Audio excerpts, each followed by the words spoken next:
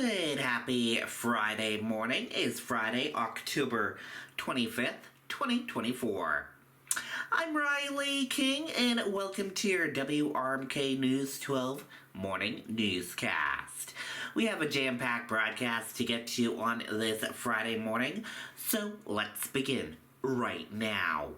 First up, 2 teens injured after a fight outside Manchester 7-Eleven. Manchester police are investigating a fight outside the 7-Eleven that sent 2 teenagers to the hospital. According to police, around 9:15 p.m. Wednesday, officers on patrol saw a group of men reportedly assaulting a 17-year-old. When officers approached the group fled. Police were able to catch a 14-year-old boy and took him into custody.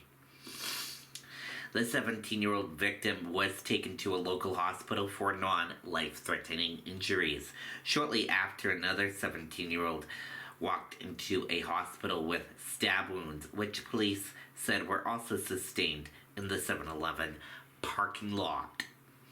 Anyone with information is asked to contact Manchester Police at 603-668-8711. Atkinson Diaper Spa owner fined additional $2,500 for advertising without a license. The owner of a controversial diaper spa in Atkinson has been fined an additional $2,500. The New Hampshire Board of Mental Health Practice ordered Colleen Murphy, the owner, to stop advertising the spa as a medical center because it is not licensed to practice medicine in the state. Officials said Murphy is only licensed in Maine and New York. Murphy's website advertised services such as dialectical behavior therapy, congestive behavior therapy, counseling, coaching, and telehealth. The board had previously issued a case and decease order in April, along with a $10,000 fine. NHDOT discussed $375.70 million I-93 expansion project at a public meeting in Concord. The New Hampshire Department of Transportation held a public meeting Thursday in Concord to discuss a 2029 expansion project to widen I-93 through Bow and Concord. The project aims to add lanes over 5 miles of I-93 and making improvements and adjoining areas of I-89 and I-393. The estimated cost of the project is $370 million, about $100 million more than previously projected due to the rising cost and changes to the plan.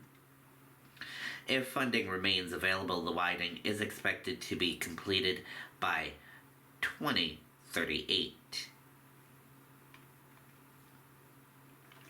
Sullivan County gets $4 million grant to expand lead abatement program for homes. Let's take a listen to that report from WMUR News 9.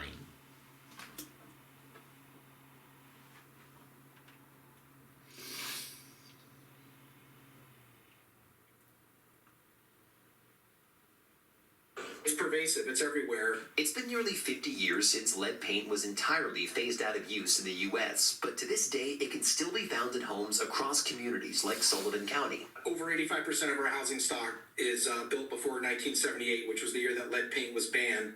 County Manager Derek Furland has been overseeing a program for the last 4 years that used federal money to remove lead out of 66 homes. Now the county is getting another $4 million to make that same program even bigger. We were able to get 23 housing units back on the rental market because once somebody is poisoned in the home, that housing unit cannot be occupied by anybody else until the lead hazards are addressed. The people at greatest risk for lead poisoning are children. Blood tests in 2022 showed more than 800 kids here in New Hampshire had lead levels elevated enough it could impact their ability to learn or read. Those areas with the highest exposure are typically around door frames or windowsills, anywhere where paint may have been chipped away over the years. Where your door hits the jamb or where the windows and windowsills are. Jesse McGrath's company, 82 Environmental, takes on jobs to remove lead from homes. He says doing that job right, protecting employees, and making sure there's no lead left behind is expensive. A single family house, you can be up to about $80,000 to $100,000 to have the paint abated. He says because of that cost, these grants are a great way to make homes safer for everyone. It's not a cheap process at all, so these grants really help homeowners and landlords get this type of work done. Ross Ketchke, WMUR News 9. We need strong supporters of our local public schools.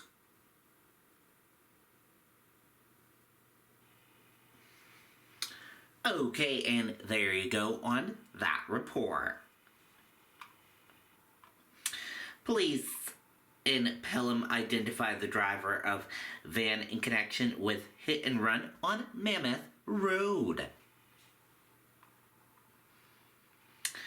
Pelham police have located the white van and identified the driver in connection to a hit and run on Mammoth Road that took place on Tuesday morning.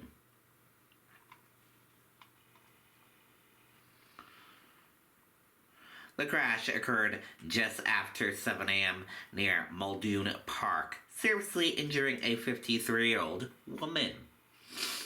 Pelham police said when they arrived at the scene, they found the woman sitting on the northbound side of the road, while the vehicle that struck her already left. The woman was airlifted to Leahy Hospital in Burlington, Massachusetts for serious but non-life-threatening injuries and is recovering in the hospital. It's not known why the woman was there before she was hit, but one neighbor told us the area is a popular place for people to walk and jog.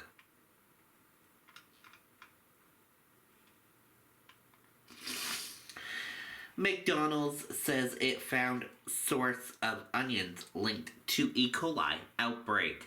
Let's take a listen to that report from ABC News.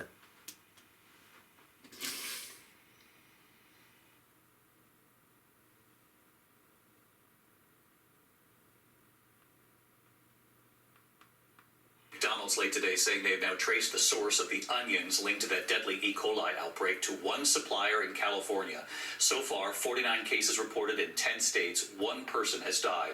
That supplier has already issued a recall tonight, and other restaurants are now taking action too. We have the list of restaurants taking precautions as we now hear from McDonald's customers who were sickened by E. coli. Bolalengi in Colorado tonight. 2 days after taking their quarter pounder off the menu in hundreds of restaurants, tonight, McDonald's says they've found the source of the onions linked to the deadly E. coli outbreak, naming Taylor Farms, a grower based in California.